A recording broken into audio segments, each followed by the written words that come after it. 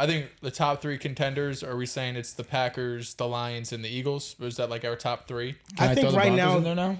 Well, So the NFC. NFC. I think right now probably the Eagles. Sorry, the Rams. Yes, the Rams too. The Eagles, the Lions are probably up there. I think the Eagles right now still deserve to be in a tier by themselves. The Lions have the loss against Green Bay. Lions and the Eagles right now are hanging together. I don't mind you putting us one, but the other 3 teams are in our tier with us. The NFC is open right now because if you put the Lions in there, I can't do it. I can't say that the Lions deserve to be up there when Green Bay beat Detroit, and then not put Green Bay up there when they played head to head. Green Bay was the better team. Since that game, though, and I give them the acknowledgement versus the Commanders, I thought they really played a good game. Week 3, week 4, that's not the Packers we saw in week 1. The Packers have 2 dominant wins and 2 disappointing tie/losses. At the same time, the Lions have not looked anything like who they looked in week 1. Week 2, completely different team. Week 3 against the Ravens. In hindsight, now we can use it, but that defense did a great job at stopping that offense.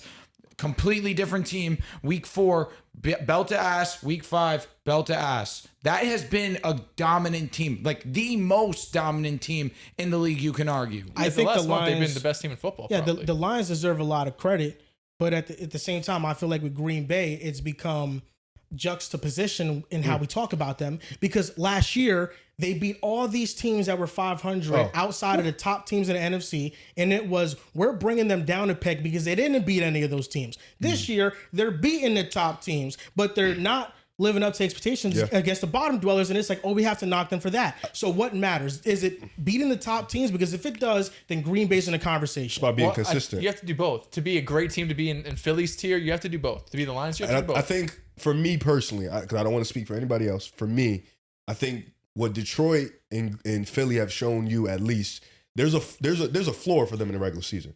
12 wins, 13 wins for the most part. And they go out there and they play well.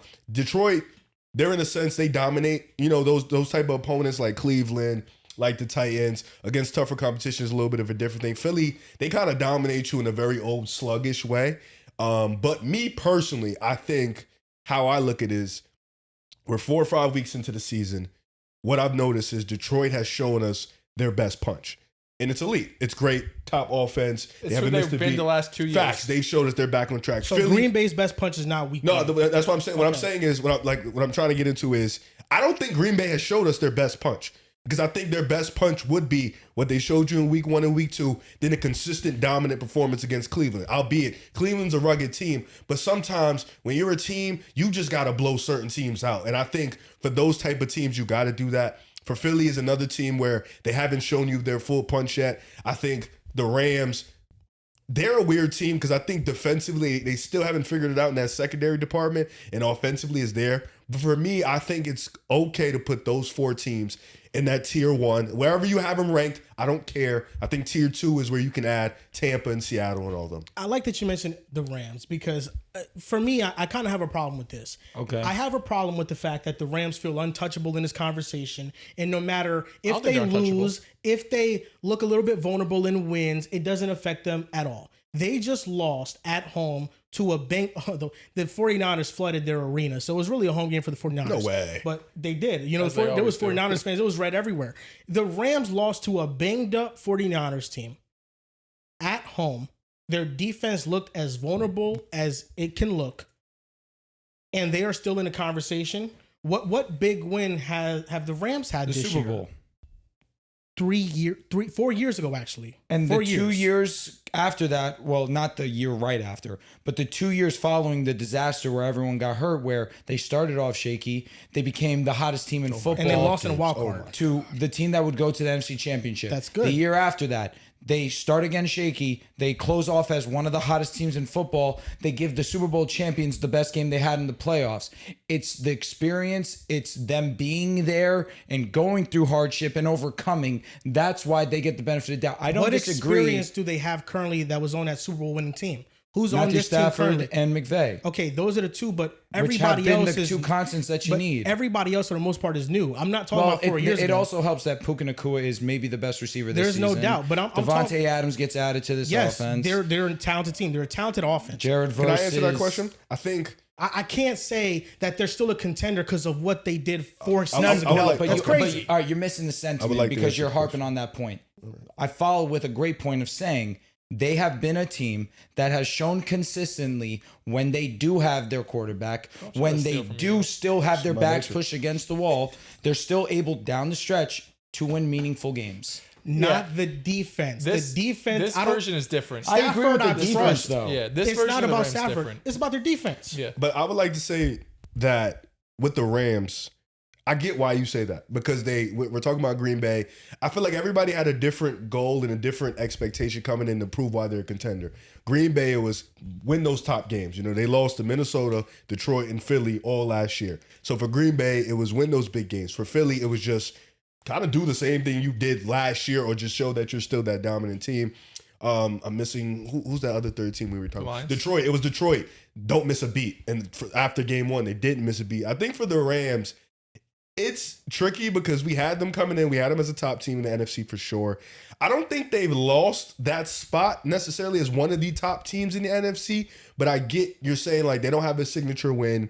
Outside of the Colts, the Eagles would have been that one, but what they didn't I'm win. saying is that had the Lions and the Packers lost at home to a banged up 49ers team that had injured players littered on their roster, and they lost that game, we're all saying, they're on fraud watch a little Are you bit. dropping the Rams? I'm not dropping them, but I'm saying it feels like they get more of the Rams, benefit of the doubt. They When have the their most team- trust out of all these Yes, teams. but when their team, I don't think Because is they've been as, pushed and they've responded, their team unlike is these other not teams that we don't know yet. as complete as Green Bay's or Detroit. But their quarterback, you can trust at any moment. Correct. In the That's, playoffs. that's they have why. a level of trust that you have in the They got Rams that you don't McVay, have they in the other got guys. Stafford, they got Puka, they Well, got Tay. I think two things are true. I think the Rams you can and maybe should trust more than all these other top teams not named Philadelphia.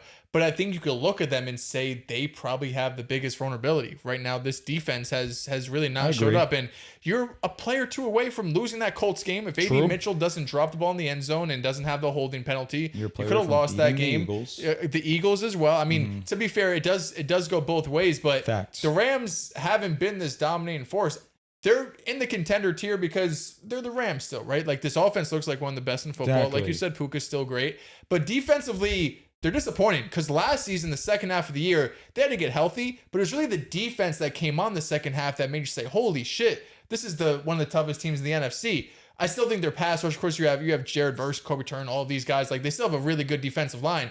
But the secondary is skeptical. Like the secondary is really, really fraudulent. They've been playing soft a lot too. We talked about Mac Jones taking all of this stuff underneath. They have not been playing with that same type of aggressiveness. I don't know if that's the right word, but there feels like there's another level for them to get.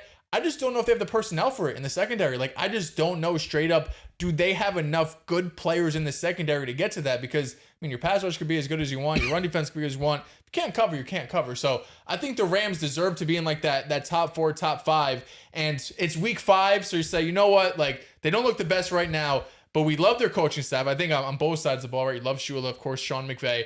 And they have the history there of winning the championship. So you put that together, I think you trust them long term. But if like the playoffs started right now, I'm not looking at the Rams saying they can win the Super Bowl. I don't think the defense is good enough right now. The defense is not good enough. But last year, the secondary was a concern too. It was just this pass rush is so great at getting home and getting pressure that, it covers up the blemish that is their secondary. Yeah. But I'm glad you understand what I'm saying. They've been there. They've already experienced hardship and overcome. Yes, they've fallen short, but they fell short to teams that made deep playoff runs, and in the Eagles' case, won the whole thing. Yeah. They have a constant, and that constant is McVay and a quarterback that in big moments, rise to the occasion. Yeah, you're gonna question Jordan Love till he does it. You're gonna question Jared Goff till he does it. You're gonna question every other NFC quarterback named Jalen Hurts and Matthew Stafford. That's just what it is.